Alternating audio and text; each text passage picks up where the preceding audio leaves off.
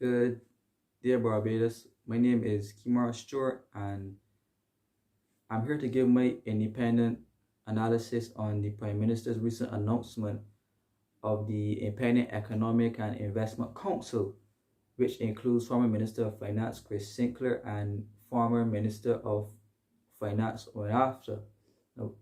the country must appreciate the fact that we are in a severe economic crisis,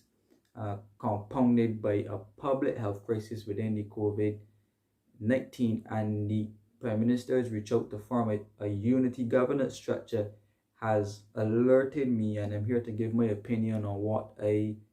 think about it. Now, the reality is that the COVID crisis is very severe for the country, and before the COVID, the Barbados economy registered 8 consecutive periods of economic decline, and by extension, no economic growth under the rigid fiscal program called the BERT program. Now, as a condition of BERT, government agreed with the IMF to further cut its expenditure by merging some government departments, by cutting jobs and reducing the wage bill, placing some government services online, as mentioned in the last IMF consultation report. Now, on the revenue side, the government collected its highest levels of taxation ever in the history of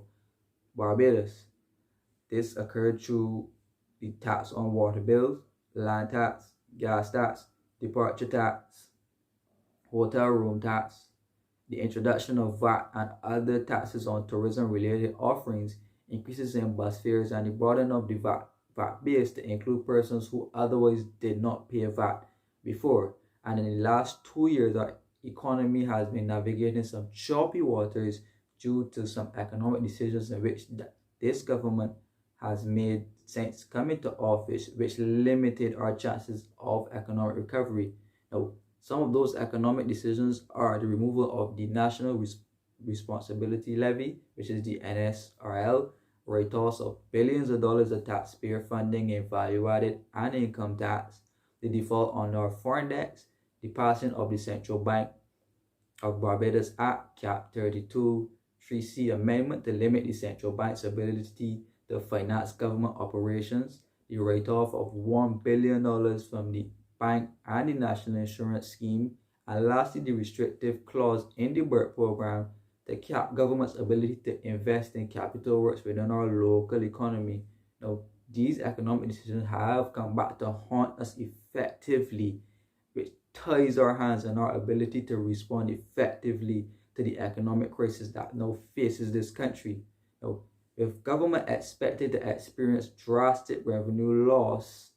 due to the impact of the COVID pandemic, the Prime Minister has reached out to those persons who have the expertise to sit on the Economic and Investment Council on how to adequately respond to a crisis with limited policy options available. Responding to the crisis by increasing our local production, increasing wages, cutting taxes,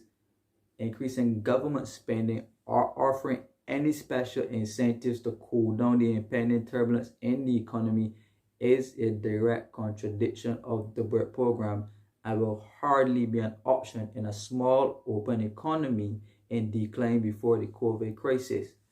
So far, the government has borrowed $380 million in new loans from the International Monetary Fund. Now, within the crisis, the citizens must now dig deep into their pockets to pay back these loans to the IMF in US dollars. The National Insurance Scheme has experienced a severe run on its cash position, which should be very unsustainable in a short order. And I do pray that taxes are not increased,